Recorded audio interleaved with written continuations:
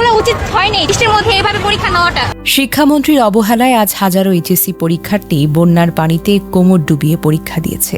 এই শিক্ষার্থীরা কারা? যারা বছরের পর বছর প্রস্তুতি নিয়েছে, রাত জেগে পড়াশোনা করেছে, স্বপ্ন দেখেছে ভালো ফলাফলের। হার সরকার, শিক্ষামন্ত্রী এহসানুল হক মিলন এসি রুমে বসে চা খেতে খেতে সিদ্ধান্ত নিচ্ছেন পরীক্ষা স্থগিত করার সাহস নেই। বন্যায় হাজারো মানুষ মারা যাচ্ছে, লাখো পরিবার ক্ষতিগ্রস্ত, কিন্তু শিক্ষার্থীদের জীবন নিয়ে এমন জুয়া খেললে চলবে? গ্রামের দরিদ্র মধ্যবিত্ত ছেলেমেয়েরা যাদের বাসা কেন্দ্র থেকে অনেক দূরে, যানবাহন বন্ধ, নৌকা বা হেঁটে আসতে হয়েছে।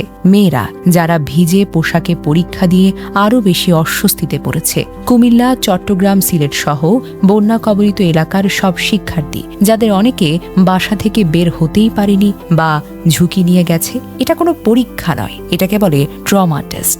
জলবায়ু পরিবর্তনের যুগে এমন অবহেলা চলবে? প্রধানমন্ত্রী হস্তক্ষেপ করেছেন কোথাও কোথাও কেন্দ্র পরিবর্তনের জন্য, কিন্তু সার্বিকভাবে ব্যর্থতা যেন স্পষ্ট। শিক্ষামন্ত্রী কি জবাবদিহি করবেন, নাকি আরও কিছুদিন ঘুমিয়ে কাটাবেন? এইচএসসি 2026 ব্যাচ কখনো ভুলবে না এই অবহেলা।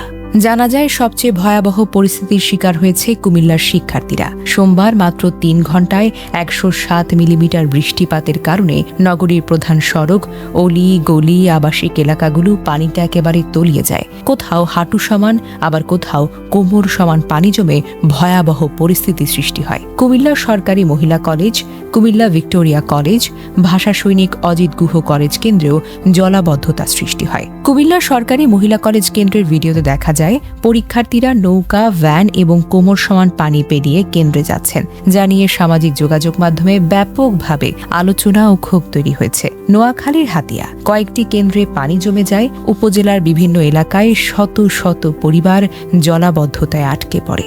এমনকি ভেজা কাপড়ে কেন্দ্রে পৌঁছানো, পানিতে ডুবে থাকা সড়কে পড়ে যাওয়ার মতো ঘটনাও ঘটেছে বলে জানা গেছে। জলাবদ্ধতার সুযোগে রিকশা ও ব্যাটারি চালিত অটোরিকশার ভাড়া দ্বিগুণ পর্যন্ত বাড়িয়ে নেওয়া হয়েছে। অর্থাৎ দুর্যোগের মধ্যেও অসহায় শিক্ষার্থী ও অভিভাবকদের কাছ থেকে বাড়তি অর্থ আদায়ের অভিযোগ উঠেছে। এটা কোনো আকস্মিক দুর্যোগ ছিল না।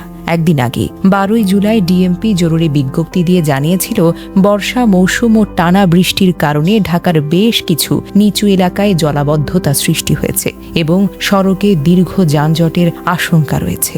এমনকি এর আগেও গত সপ্তাহে রেকর্ড সমান বৃষ্টিপাতে জলাবদ্ধতা ও বন্যা পরিস্থিতির কারণে চট্টগ্রাম শিক্ষা বোর্ডের অধীন কয়েকটি জেলার এইচএসসি পরীক্ষা স্থগিত করতে হয়েছিল। তাহলে প্রশ্ন হলো, যেখানে বৃষ্টি বন্যার পূর্বাভাস আগে থেকেই ছিল, সেখানে একই কারণে আগেও পরীক্ষা স্থগিত করতে হয়েছে। সেখানে কুমিল্লা, নোয়াখালীর মতো এলাকায় বিকল্প ব্যবস্থা, পরীক্ষা পেছানো বা কেন্দ্র পরিবর্তনের সিদ্ধান্ত আগেভাগে কেন নেওয়া হলো না? আরও আশঙ্কাজনক বিষয়, এমন পরিস্থিতিতে স্থানীয় প্রশাসনকে দায়ী করছে শিক্ষা বোর্ড। একদিকে শিক্ষার্থীরা জীবনের ঝুঁকি নিয়ে পরীক্ষা দিচ্ছে, অন্যদিকে দায়িত্বশীল প্রতিষ্ঠানগুলো একে অপরের ঘাড়ে দোষ চাপাতে ব্যস্ত। এই দায় এড়ানোর সংস্কৃতিই যেন বারবার শিক্ষার্থীদের ভোগান্তির কারণ হয়ে দাঁড়িয়েছে। বাংলাদেশের মানুষ জানতে চায়, যেসব কেন্দ্রে জলাবদ্ধতার পূর্বাভাস ছিল, সেগুলোর পরীক্ষা কেন আগেভাগে পেছানো হলো না? কোমর সমান পানি পেরিয়ে যারা কেন্দ্রে পৌঁছেছে, তাদের মানসিক ও শারীরিক অবস্থার কথা মাথায় রেখে কি বাড়তি সময় বা বিকল্প ব্যবস্থাই যথেষ্ট? ন্যায্যতার খাতিরে এটা উল্লেখ করা দরকার। কর্তৃপক্ষ পুরোপুরিভাবে নিষ্ক্রিয় ছিল না। কুমিল্লা ভিক্টোরিয়া সরকারি কলেজের অধ্যক্ষ জানিয়েছেন, মাঠে পানি জমলেও পরীক্ষার কক্ষের ভেতরে পানি প্রবেশ করেনি এবং পানির কারণে দেরিতে আসা শিক্ষার্থীদের অতিরিক্ত সময় দেওয়ার নির্দেশনা দেওয়া হয়েছিল। কুমিল্লা শিক্ষা বোর্ডের চেয়ারম্যানও একই ধরনের সহানুভূতিশীল বিবেচনার নির্দেশ দেওয়ার কথা জানিয়েছেন।